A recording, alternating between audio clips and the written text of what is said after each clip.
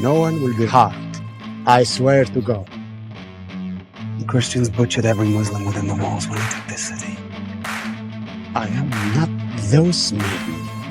I am Salahuddin. Salahuddin.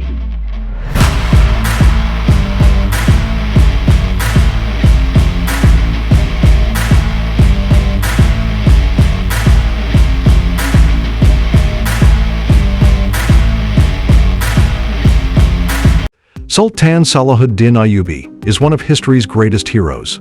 Both Muslims and non-Muslims alike praise his bravery, generosity, and justice. Among his astonishing conquests, the capture of Jerusalem from the Crusaders is one that changed the history of the world. In the year 1187, Jerusalem stood as an impenetrable fortress under the control of the Crusaders. Sultan Salahuddin Ayyubi, known for his unparalleled bravery and strategic acumen, had set his eyes on reclaiming this holy city.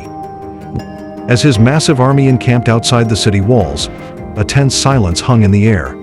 Salahuddin knew that this battle would determine the fate of the Holy Land. Under the cover of darkness, Salahuddin's engineers began constructing siege towers and battering rams. The next morning, the first light revealed an awe-inspiring sight: the Muslim army, ready to launch their assault.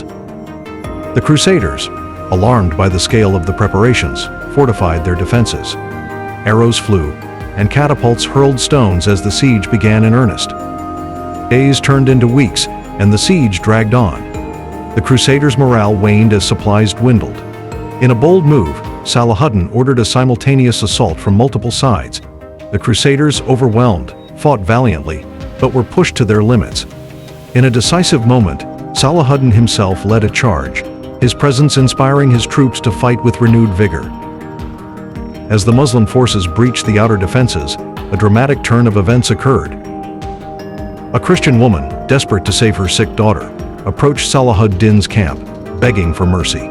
Moved by her plea, Salahuddin ordered his physicians to treat the child, showcasing his renowned compassion even in the heat of battle. However, Salahuddin decisively defeated the Crusader armies at the Battle of Hattin, which eventually led to the capture of Jerusalem in October 1187. To avoid expected captivity, the city's leader, Balian Diabalin, threatened to kill his own people and destroy the city. But Salahuddin promised their safety, giving them 40 days to pay a small ransom to secure their freedom. The Crusaders accepted these terms and surrendered the city without further conflict. When Salahuddin entered Jerusalem, he did so with humility, much like the Prophet Muhammad, peace be upon him, did when he entered Makkah after its victory.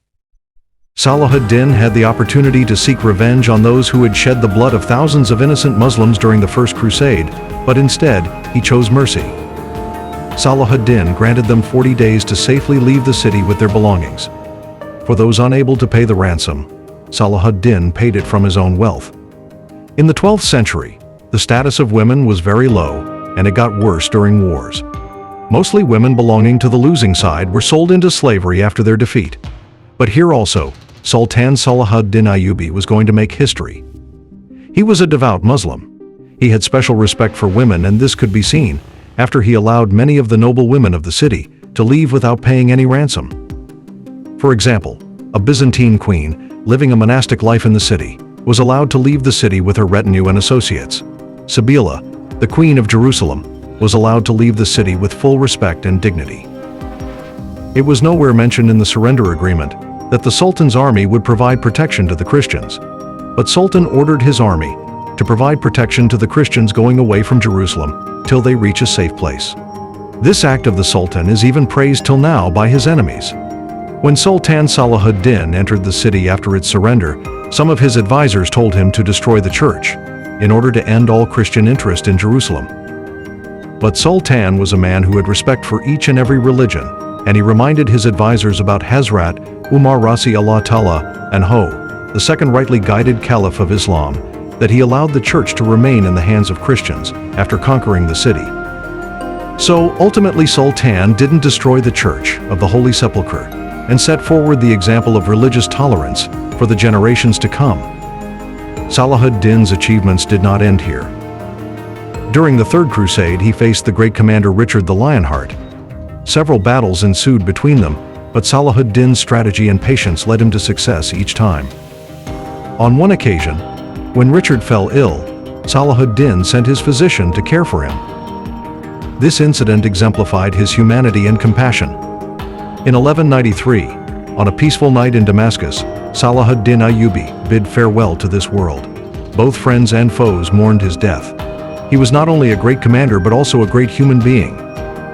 Salahuddin Ayyubi's tale teaches us that great people are not only great on the battlefield, but in their everyday lives as well. His legacy will live on forever, reminding us that a person can change the world through humanity, wisdom, and compassion. This is the story of Salahuddin Ayyubi, a man who will remain alive in the hearts of people for all time.